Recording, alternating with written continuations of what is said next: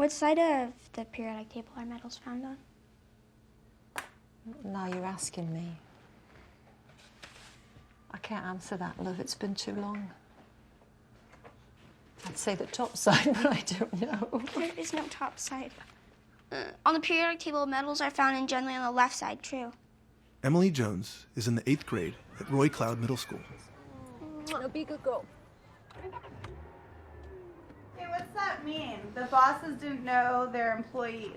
Emily? Because back in the old days when people had small businesses, there were only like 5 or 6 people working, but in the factories, they had hundreds and hundreds of people working and they barely knew like their names. Very good. What's your favorite subject? I'm not very good at math, but I think I'd say it's my favorite subject. Math and science.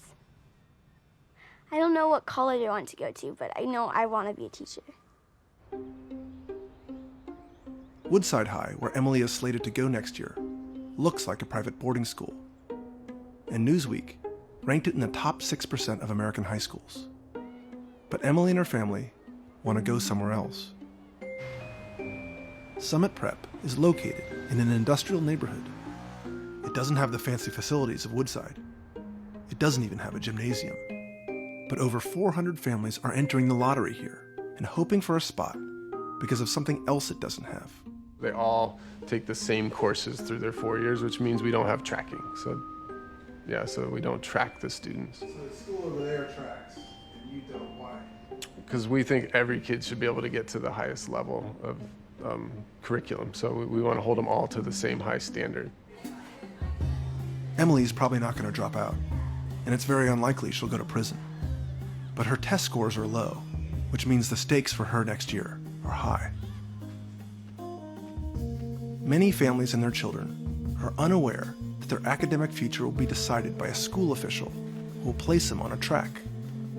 Tracking is often determined by test results, but research shows that students are also tracked by arbitrary or subjective factors like neatness, politeness, and obedience to authority. Lower tracks have lower expectations and often worse teachers. So students placed on lower tracks often find they are running fast, but falling behind.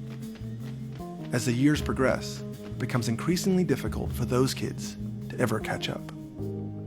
The high-performing kids, they often have special programs where they come through pretty well. A lot of the kids who get hurt are the ones in the middle. 87 years before this. Middle-class schools suffer from the same dysfunction as urban schools. But because they attract more high-performing students, their test scores are inflated. It averages out to a point where it masks the bottom 75% of students in those schools.